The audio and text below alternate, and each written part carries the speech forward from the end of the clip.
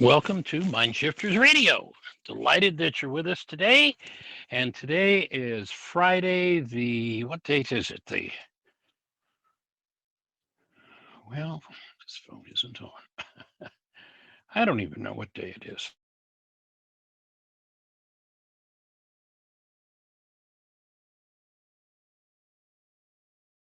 April 4th, and we are ready to move forward. I just loved how the show unfolded yesterday. Thank you, Peter, for your courage. If you were not on the show yesterday, I suggest that you go to the archives on our YouTube channel. To get to those archives, you go to our website, whyagain.org. And on the right hand side, you'll see all the social media links and hit YouTube.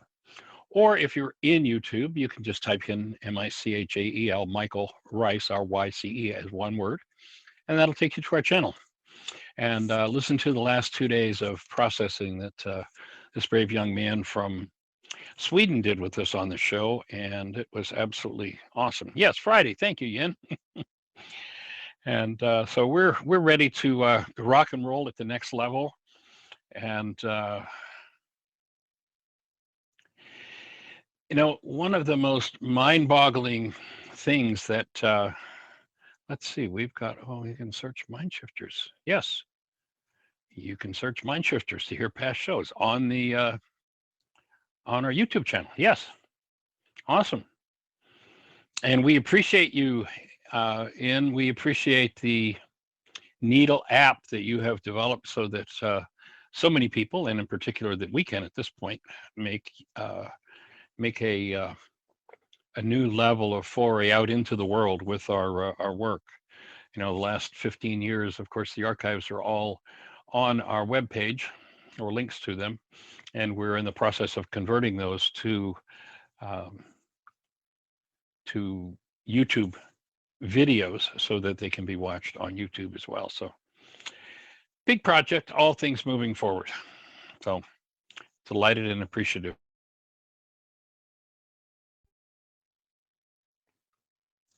And beyond that, our key conversation, of course, is about forgiveness.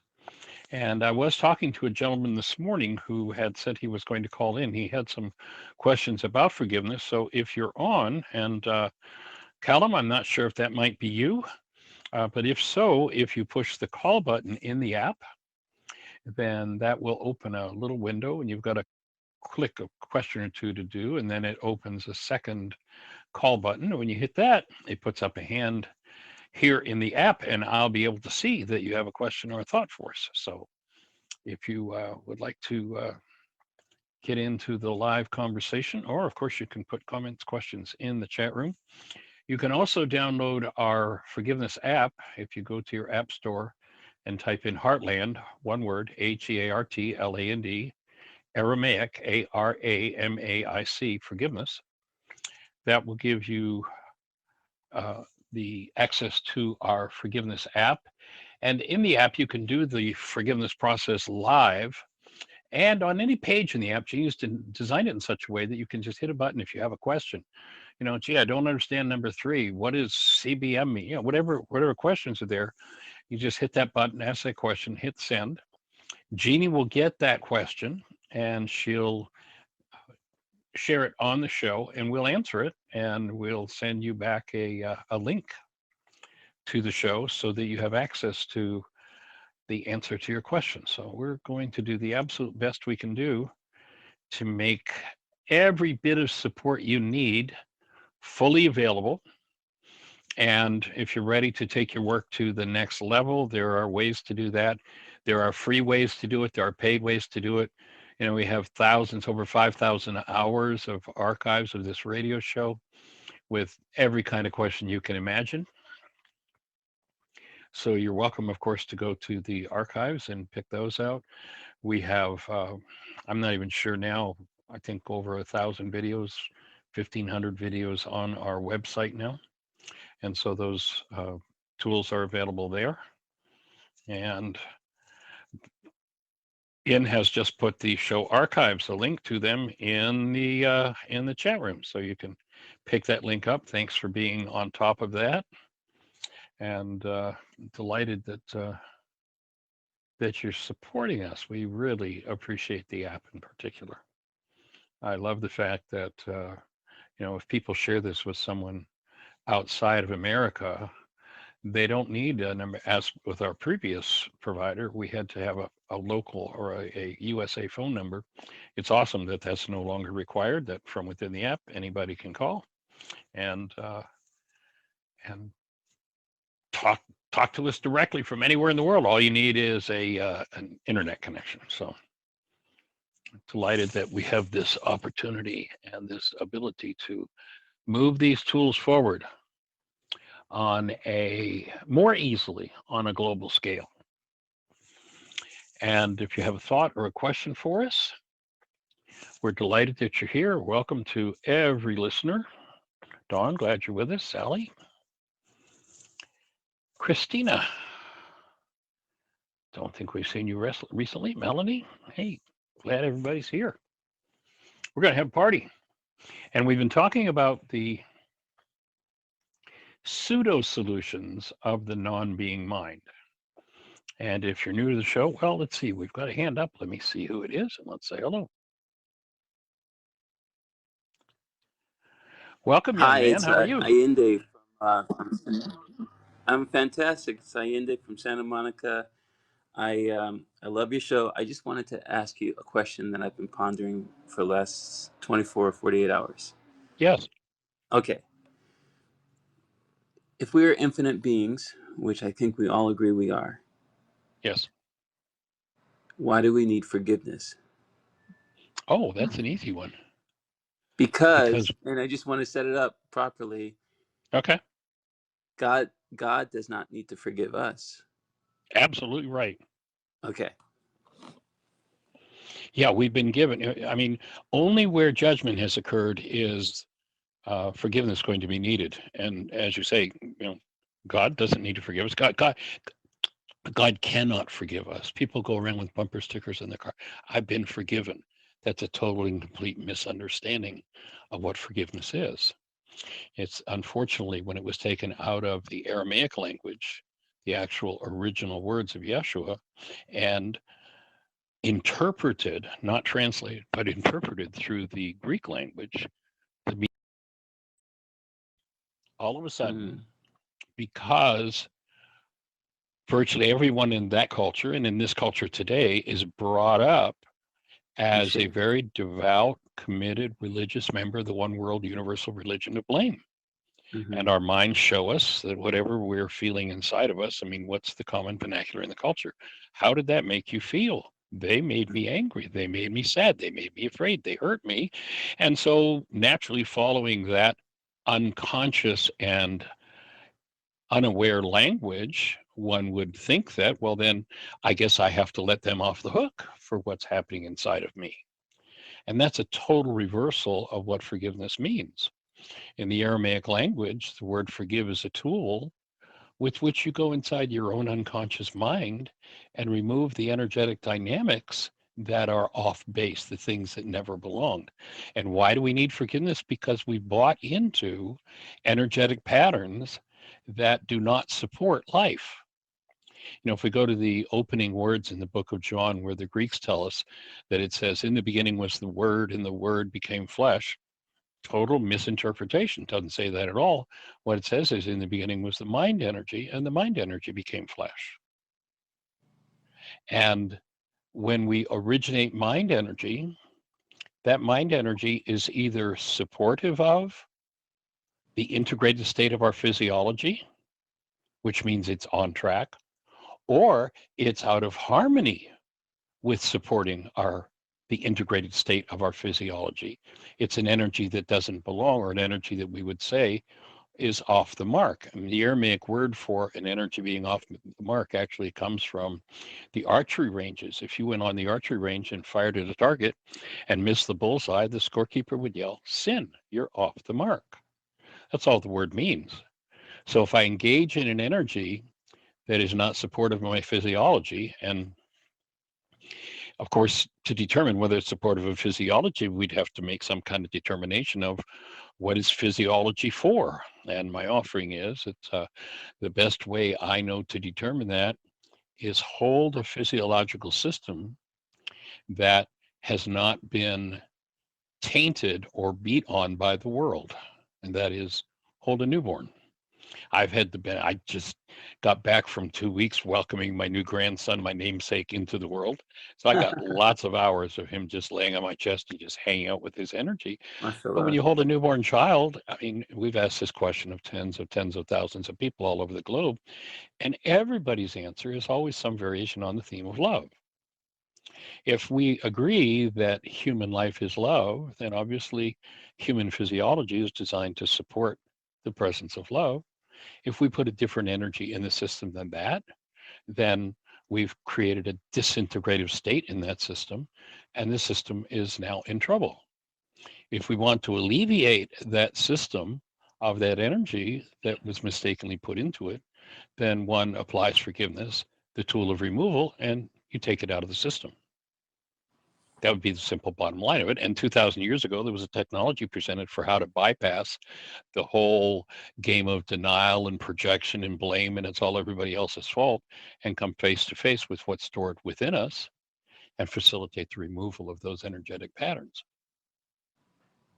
And my offering is that the purpose of the world, if we hold anything that's off the mark, any energy that one would describe as sin off the mark, then the purpose of the world, because world abhors us killing ourselves, the purpose of the world is to kick us right square in the limitation, to show us what we're holding on to, which gives us an opportunity to once again go, oh, look what I'm feeling. Does this support love? No. Then it's time for me to forgive. Time for me to go inside myself and remove this energetic pattern that never belonged within the system. And that's the only reason forgiveness would ever be needed. Once the process is done of deleting all disintegrative energy, then forgiveness becomes useless. It's no longer needed. So the answer to my question, if I may, is that as infinite beings, we do not need forgiveness, um, because forgiveness, and certainly not forgiveness in the, we do not need forgiveness in the modern definition of forgiveness.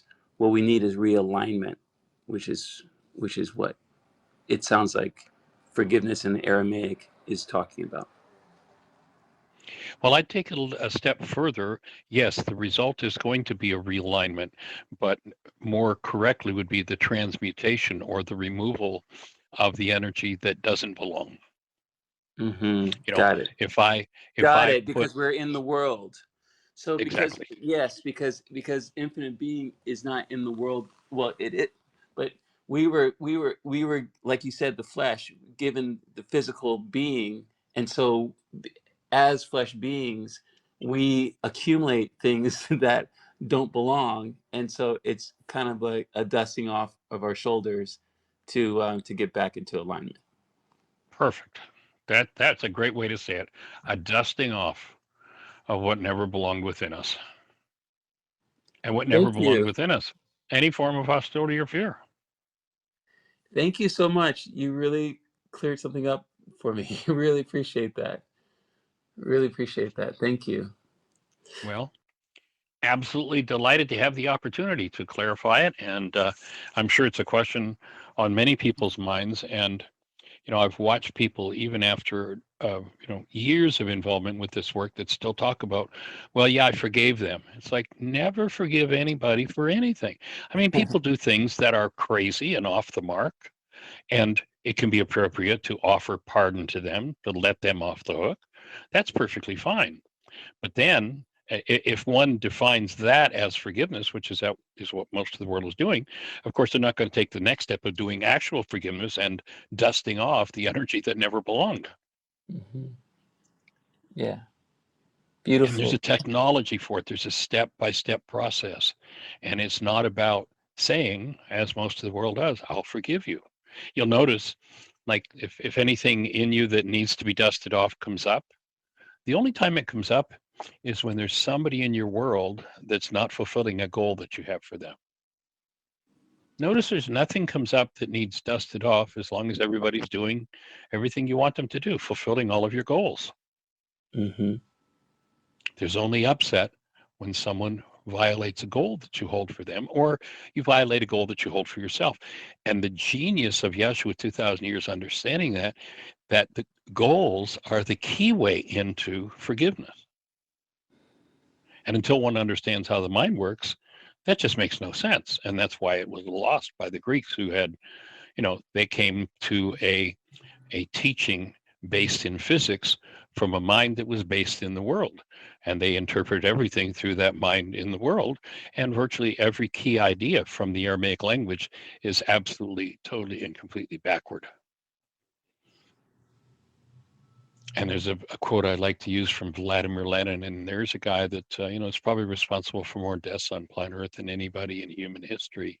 And he says, if you want to destroy a culture, change the meaning of its words.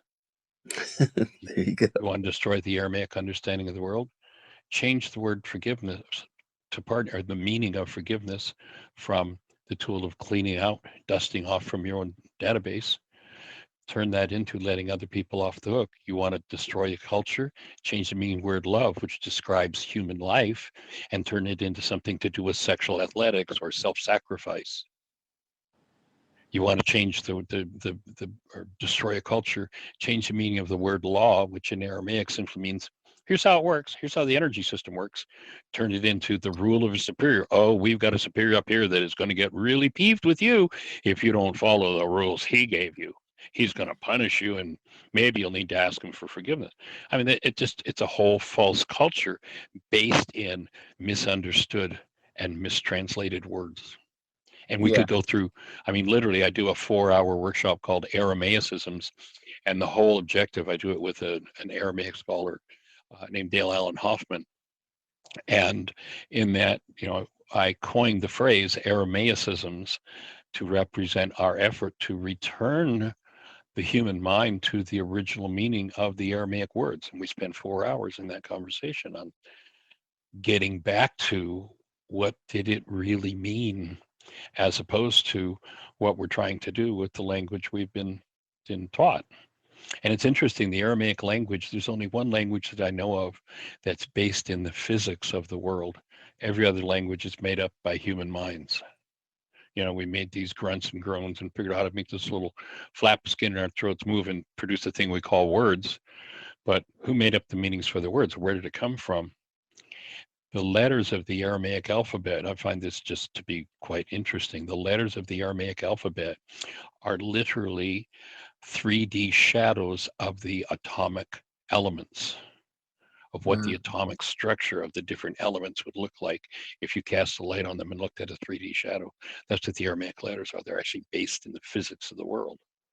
No other language that can do that. It's not surprising. It's not surprising. And yeah, and to your point about forgiveness being misinterpreted, yeah, it's how do you monetize it, right? Like how do you okay, well, if we say that it's a pardon, God has to forgive you, and then we have agents in every city that can forgive you too, and they're called you know they're the leaders of our church. I won't get specific, Right. right? And so Churchianity. right, and you've got to go there and you got to send an offering, and then we'll forgive you. So it's like forgiveness for a price. Yes. And it's again, it's absolutely backward. It's interesting. Churchianity, basically, my take is that people who have not tasted, except perhaps in their infancy, and from infancy have had the truth of their being, love, beat down, so do not have in memory the experience of functioning as love, engage in the world and say, oh, all of this pain in me must be caused by the world. Therefore, world bad, world sinful, world evil, stay away. It's a terrible thing. And so the whole thing has been bastardized, except in some circles where there are people who are really dedicated to doing the work of Yeshua and doing the work of forgiveness.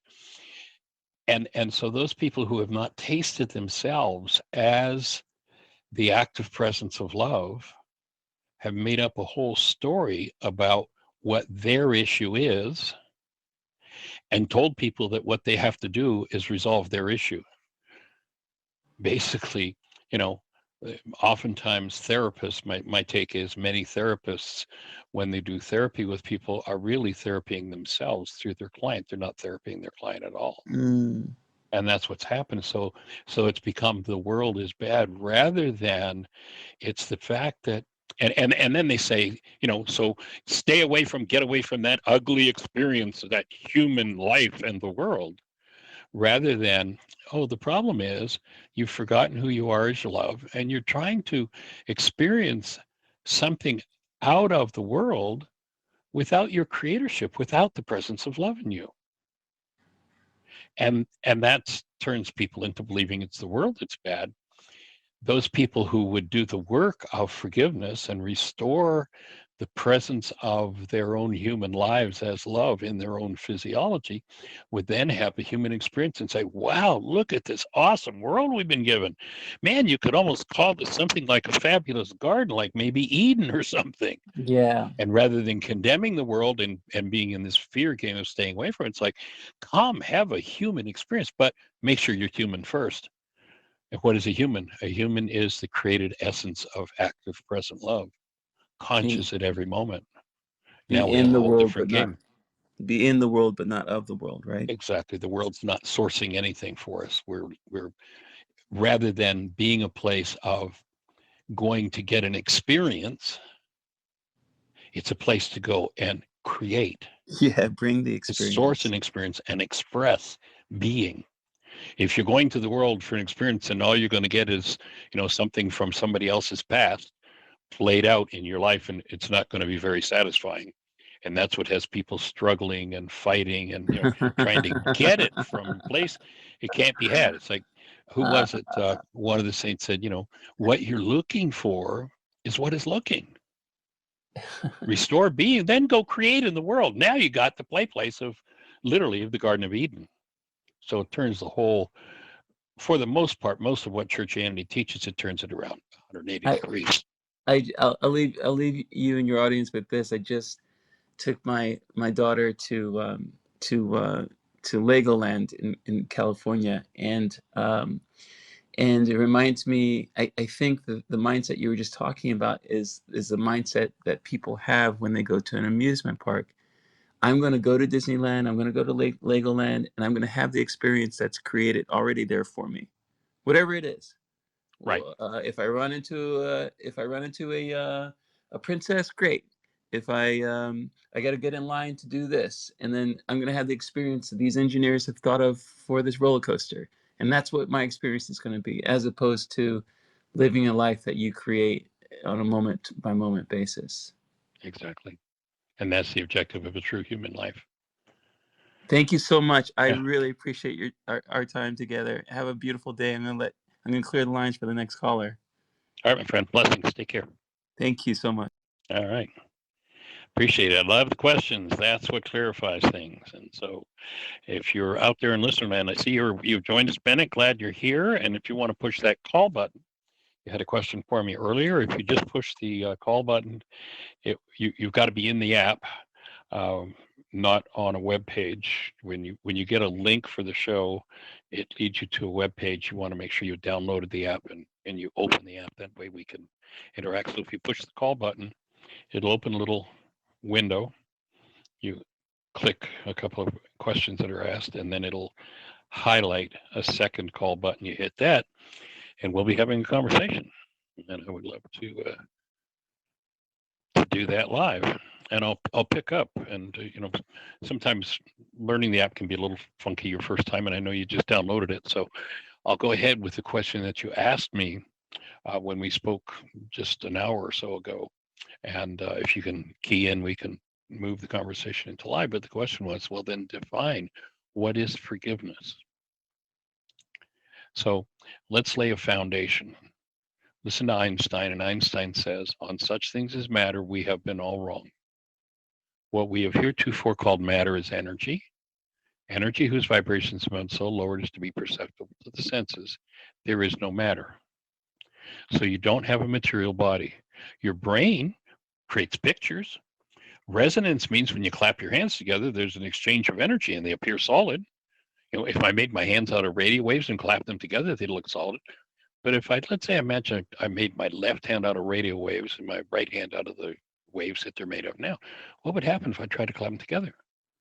The wave would pass right through. So understanding things from the perspective of energy. So when you realize you're an energetic being, there are two qualities of energy relative to your integrated state. There are disintegrative energies, energies that are off the mark that don't belong.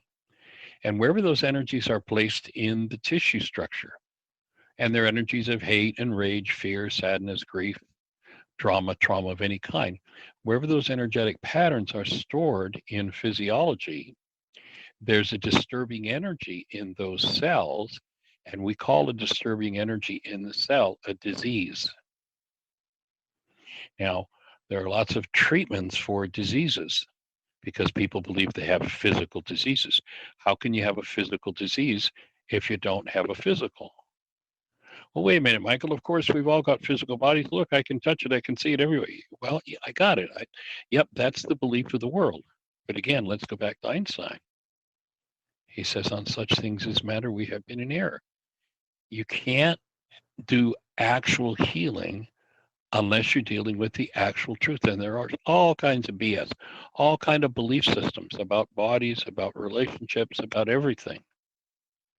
We're looking to bypass that and get down to the root of truth. This so-called body is an energy system, two qualities of energy. If I engage in that which destroys it, I'm in a state of self-destruction. I'm disintegrating my tissue structure. Forgiveness is the tool with which I collapse the projection that the disintegrative energy I'm feeling is mine. I collapse the projection that it belongs to somebody else and awaken to the understanding that it's mine, it's inside of me, and that when I expose that hidden energy, hidden because I've projected it into my brain's image of someone else, when I expose that energy to active present love, that energy is transmuted, and in an instant, our diseases can disappear. And I see you've got your hand up, so let me just hit the button here.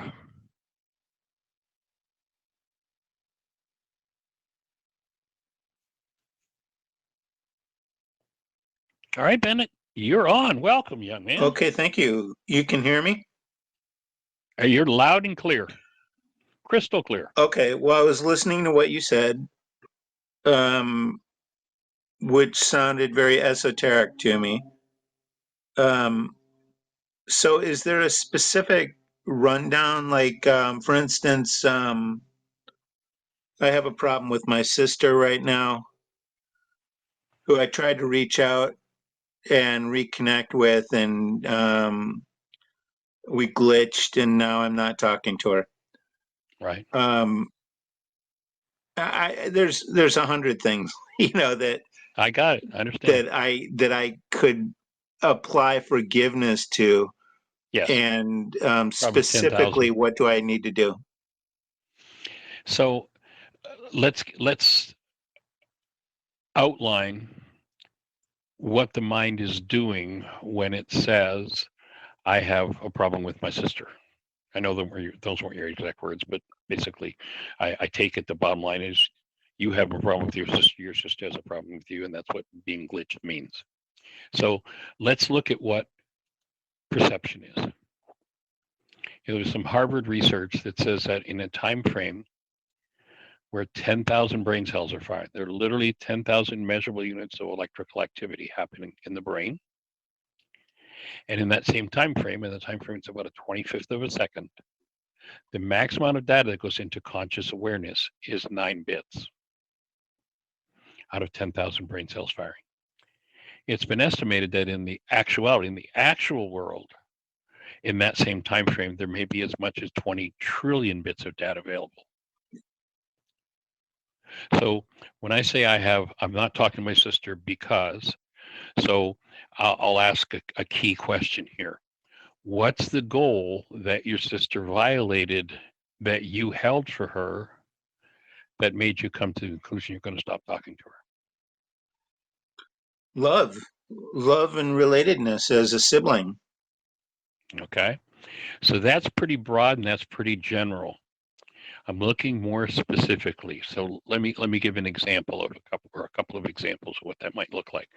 Because love is a big, general, broad category, but it's not going to take you to the specifics, or not likely to take you to the specifics of what you really need to forgive inside yourself. Okay. So let's say I call my sister, and what I want is, I'm going through some problems and I want a sympathetic ear. So my goal would be for her to give me a sympathetic ear.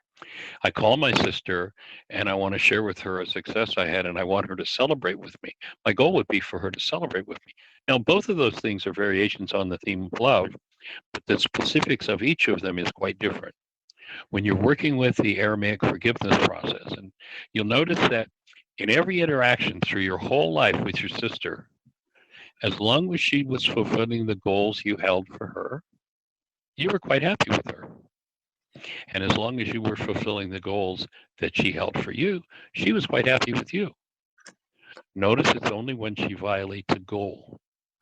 The goal is the key way into how you access the part of your own unconscious mind that holds disintegrative energy. Okay. How So you can get we to get it specific? directly, please Can we go get? for it. Okay. Absolutely. Okay. So the overarching issue is that I don't believe my perception of the relationship is that she doesn't hear me.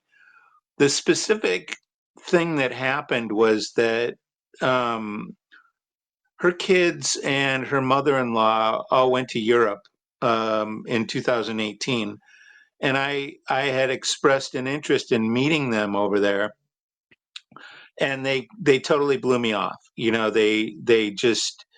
They didn't say no, we're not interested in having you. I was just I all I wanted to do is meet them for a couple days. I wasn't gonna ask for any money for travel or anything. I was gonna do this on my own, to make a gesture and into the family here. And so they go to Europe and they blow me off. And I call my sister the following year, following fall or something like that, and I said, well, now I know how they feel about me. I said, I'm really disappointed. And she hung up the phone on me. Um, Mhm. and we didn't talk for many, many years, um, until her husband reached out and told me she had cancer. And so I called her and tried to mend the relationship again. And she said she didn't want to talk about it, or that was a message exchange. I didn't actually even talk to her at that point. Right. So she doesn't listen to me. She doesn't understand why I was so hurt after the European thing.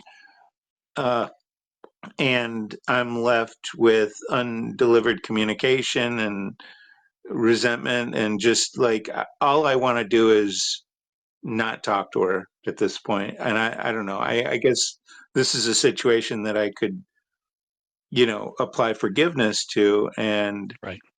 yeah, so yeah, there you go. So notice the corollary when you tell that whole story. She doesn't want to talk to you. And what's the end result? What's your punishment toward her? I'm not going to talk to you. Do you get a connection there? Yep, I'm a victim of her shit. Is that what you're Okay. talking about? Well, And that as would a be, victim, I can't yeah. take responsibility, or Well, which but notice you want to return the favor. I'm not going to listen to you. I don't want to talk to you. Notice that what you come up with as a bottom line of you're being punished by her not listening to you, you want to do exactly the same punishment to her. I'm not yeah. going to listen to you. I don't want to hear from you. I don't want to talk to you. Well, to some extent, I mean, if she called and reached out, um, I might entertain a phone call and try to mend ways. Yeah, This is not the first time we've been at odds. I can tell. This is a lifelong pattern, and Got it. I hate to use the B word on, public radio or Yeah, whatever, let's but not. that's exactly what it is. It's like I'm running up against someone who is um, seems selfish and self-centered and not at all listen, Yep. communicative. And notice that, well, you want to use the female form of the B word. She very likely, if in my other ear I were having a conversation Yeah, on she another used the radio show, mail. she probably Right. used the male form of the B word, right? I I wouldn't put it past her, right?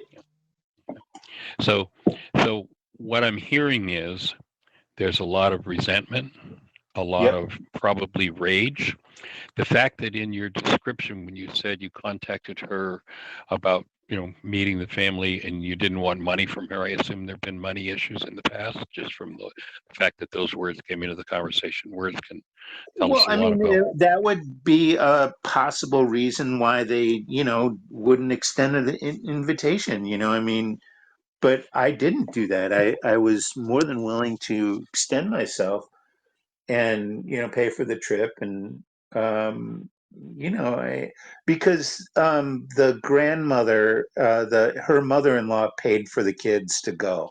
All right, Right. it was like a last hurrah, Yeah. of her life. And um she took like three daughters and their boyfriends and herself, and I don't know if her fiance paid for his own way, but it was a lot of money, I'm sure, for her. Right. So my offering would be that this is going to be a major piece of work for you to clean up your mind in relationship to your sister. Whether you ever talk to her again or not is irrelevant. Yeah. Your hostility toward her is stored somewhere in your body, and your body is suffering a disease as a result of it. At this point, nothing to do. If you never heard from her, never saw her, never thought her name again, the disease in your body created by the hostility and whatever else. There might be fear, there might be rage, there might be guilt. I don't know what all's there. You're describing the classic codependent relationship. That your work is going to be cleaning that out for your sake, forgiving the hostility, forgiving the blame, forgiving the rage, forgiving the pain, I because get they're that. I energetic get that. dynamics stored in your tissue structure. I get that. I'm asking specifically how to do that. Okay.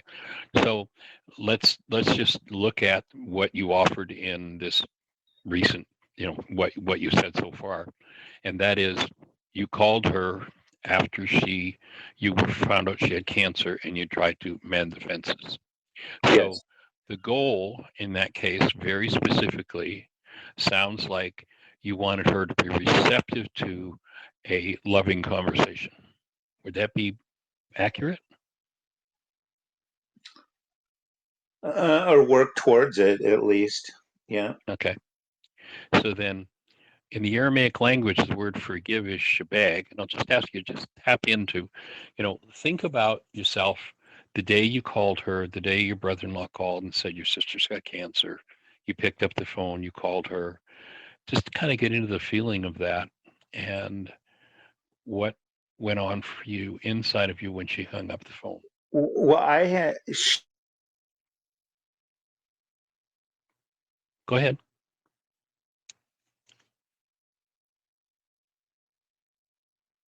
I just lost you there for a second. Are you there?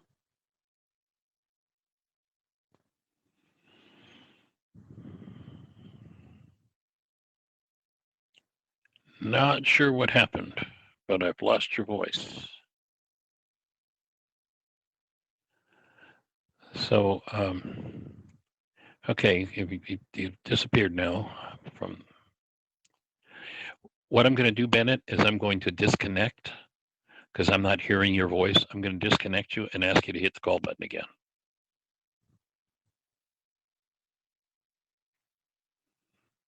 So if you can just hit the call button again, that should put you back in queue and we can continue this conversation.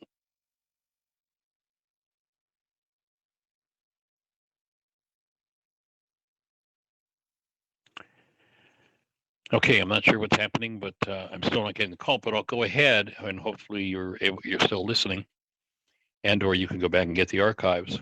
But my offering is that in calling her with that goal, when she violated that goal, that resonated in you what you acknowledge is hostility.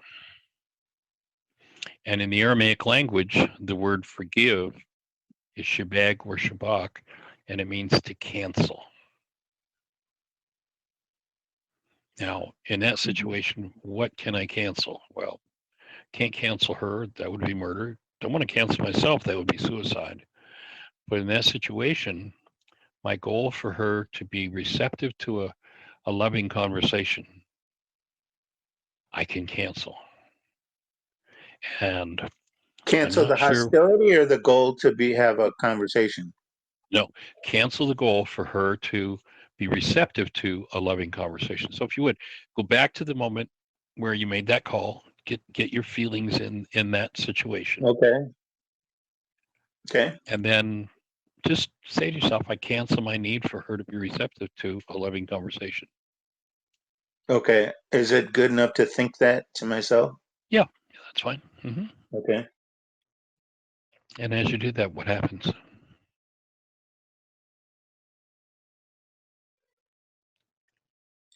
I guess I'm left in nothingness. Okay, what's the next thought that comes up in your mind?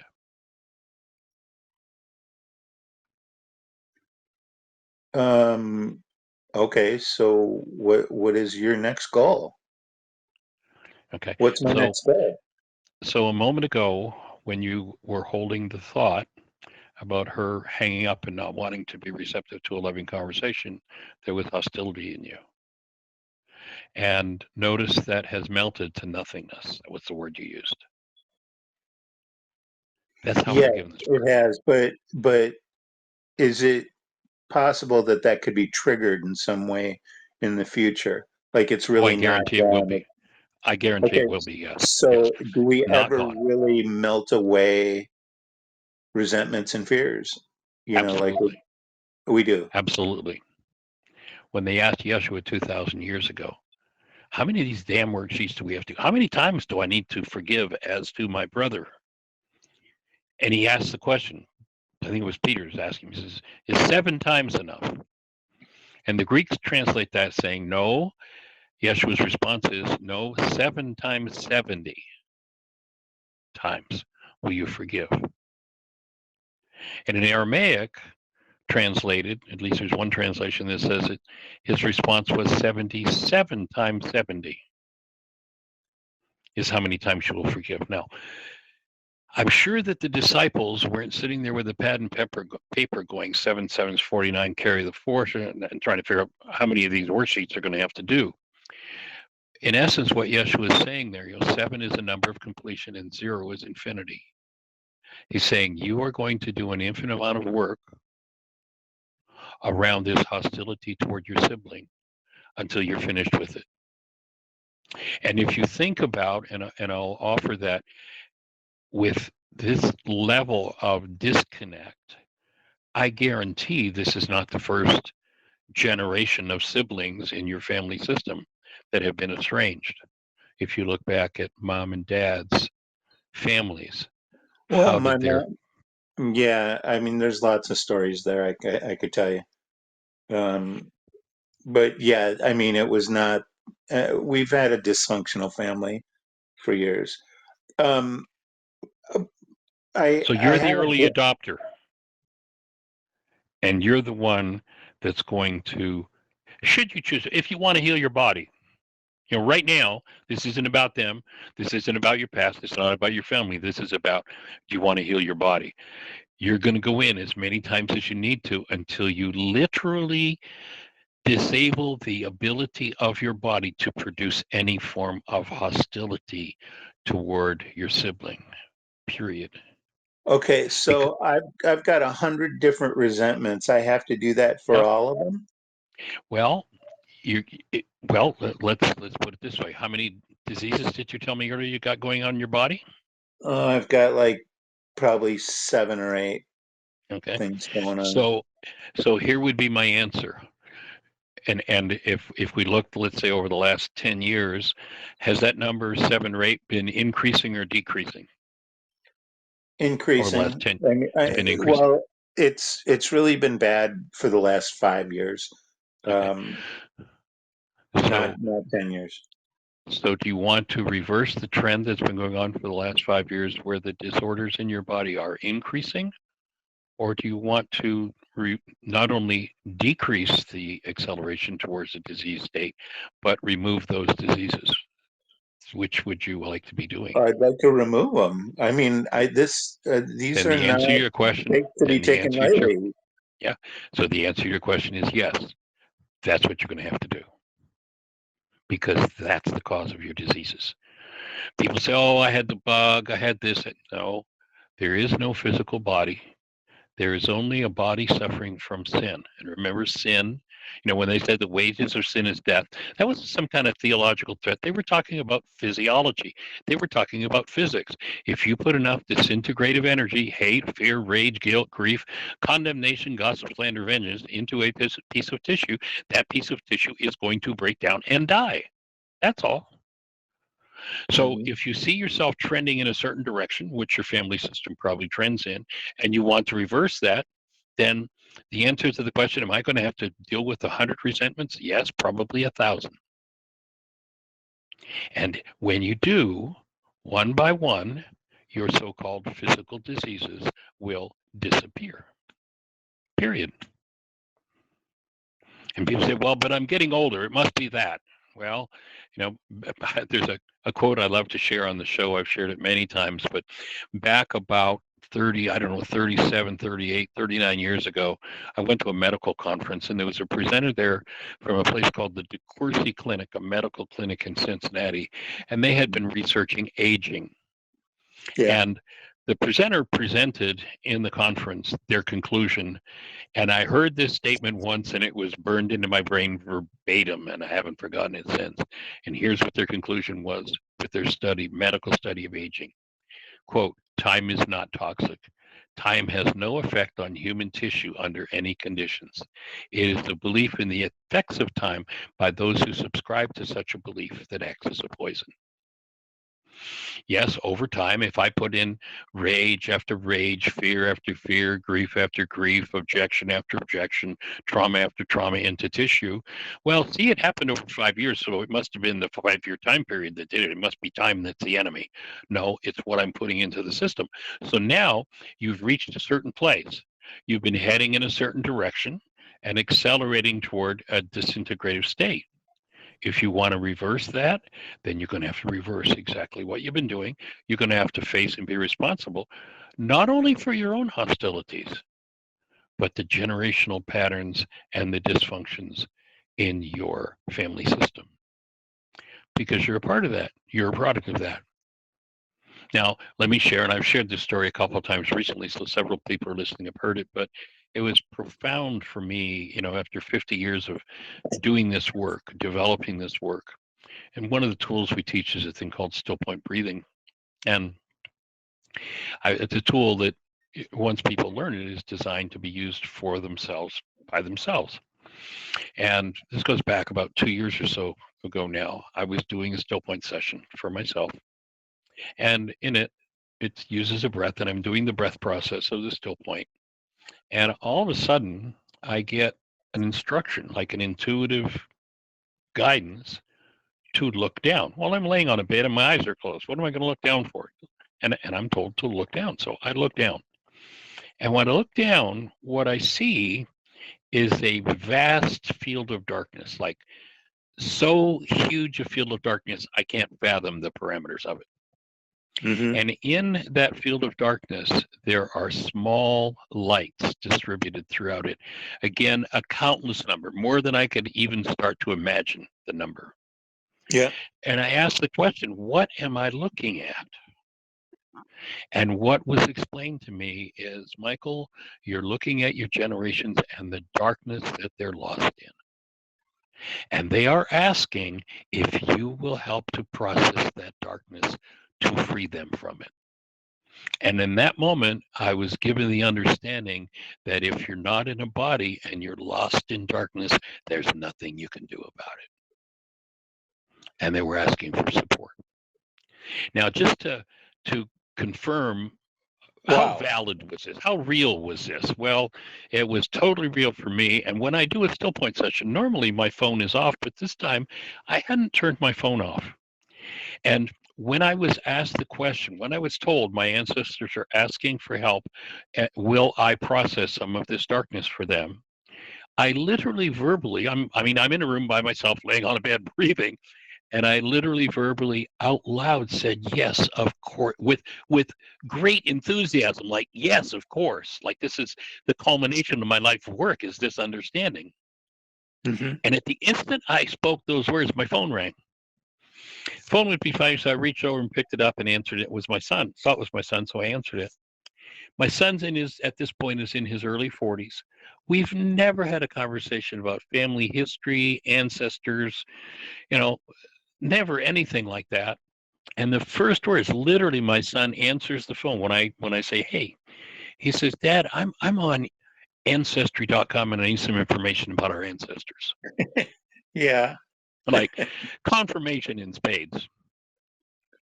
And so, yes, if you're the first one in the family system, if you're the early adopter that says, "Yeah, I'm going to do this work," then that's what you're taking on. Not only your own. It's a big task. If you think about Yeshua, the next thing that came to mind after I had a short conversation with my son and hung it up, I went back to breathing, and I'm still aware of this field of darkness and, what needs to be processed here. And at the point at which I go back into breathing, I realize that, just a second. Okay. So Jeannie just had a comment to make. So I go back to breathing. Oh, say hi to and, Jeannie for me. oh, I'll do that. I'll say hi to Jeannie. So I go back Thank you. to breathing once Mm-hmm. I do this, and the next visual I get is of Yeshua standing in the Garden of Gethsemane. And we were told in the church, you drove in the nails. It was your sins that crucified, all that guilt trip that was used by churchianity. Yeah. What I got was, that's exactly what Yeshua was doing in the Garden of Gethsemane. When they said he took on the sins of the world, it wasn't a burden. It wasn't a load. He wasn't sweating blood because of what he took on from the road. He was sweating blood because he'd gone through his own healing process and opened to go, yeah, I can assist and take on this crap for you. I can support you in cleaning up your generations. And my offering is you coming to this level and this point of insight at this point. You're the early adopter. Yeah, you're going to have to take it all on. We're here to support you. This show's been going on 5 days a week for 15 years, plan to go on for eternity. We're here to support you. We've got the tools, we've got the worksheets, we've got the app. And how can we support you if you're ready to do the work? Well, thank you. I'm definitely ready. I mean, the alternative, I can't tell you how dark and dreary that one is. I got it. I understand. Suicide is definitely on the table, Mhm. and I'm not that guy. I don't believe in that. So the alternative is definitely the answer. I mean, I can make a commitment to you and to myself that I'll work on that. Awesome. So what I'm going to do is I'm going to send you, when we finish the show, I'm going to send you I think I've got your email, but if I don't, just text it to me. I'm Okay. going to send you a link to a number of workshops, starting out with, here's how forgiveness works. Here's how you get to the app, and you can print the worksheet online. And if you're ready, we're down to the last few minutes. You just did the core step in a worksheet, and you went from, I don't even want to talk to this woman again, to, I forget what the word was, nothingness. Yeah. It literally, But nothingness what? is everythingness. Yeah, yeah. again, there'd be layers upon layers upon layers. When I've worked with people over the years, and the first worksheet that I developed was back about 43, 44 years ago now. And of the hundreds of people I've walked through it, the most common comment that I get from people right after they cancel the goal, and it's like mind boggling for them because it's like, so what are you feeling now? What's going on now? Like, I don't even understand why this was such a big deal. Well, it was a big deal because I had not processed the underlying unconscious dynamic behind it. But when I cancel the goal, what happens is my own unconscious dynamics end up being the picture world that I live in. Literally, the constructs of the mind called perception are reflections of what's held in the unconscious. And that's driven by, when I talked about, the Harvard research, 10,000 brain cells firing, only 9 bits of data get into that conscious construct. What is it that determines which 9 bits of data? It's the goals that you hold.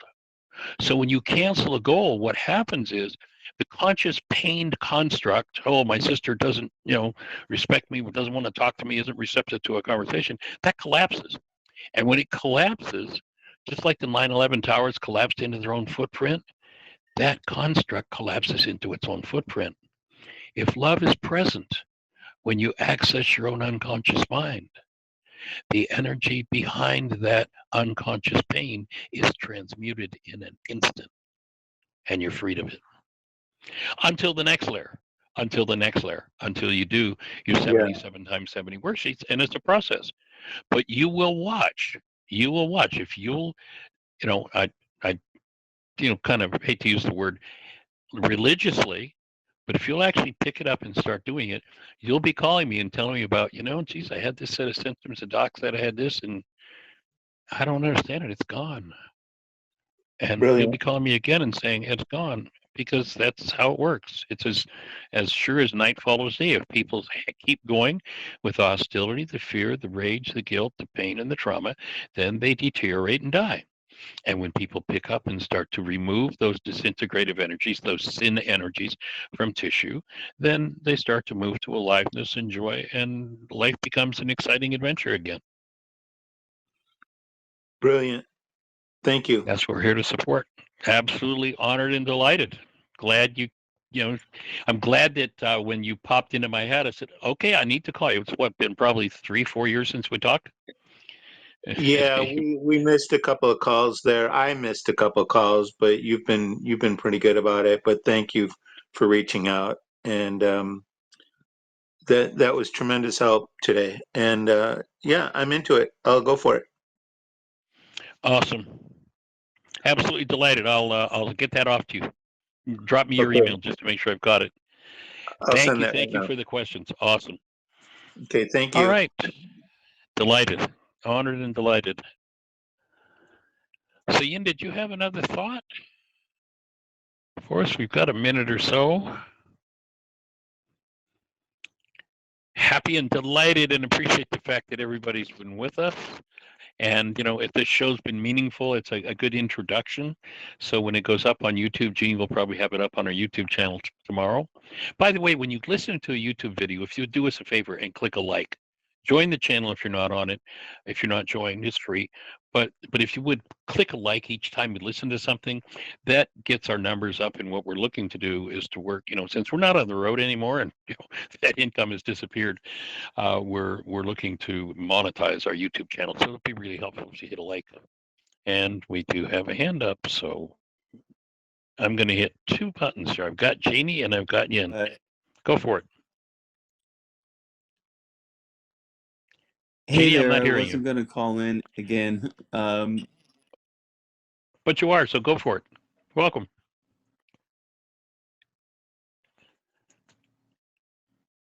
Well, Yin, I heard your voice and then you disappeared. Yeah, I thought you were hearing me, but then you said Jeannie. You weren't hearing Jeannie. Okay, I got you now. Your voice disappeared for a minute, but you're back. Okay, did you pick up 2 calls at the same time? I did bring both of you in, yes. Does that not work? Oh, okay, all right. No, it does. But I don't know if you needed to stagger or not. But thanks for picking up the phone. I didn't plan to call in again because, believe it or not, I'm a little not camera shy, but audio shy. But I did want to make sure that that Bennett was shared a couple of resources because he mentioned suicide, and we take that very Yes. seriously. And I just wanted to offer that warm line. I don't know if he I don't know if he's still on, but there's a warm line. I mean, obviously there's a suicide hotline, but if he's a little shy about that, there's a warm line. It's 855-845-7415.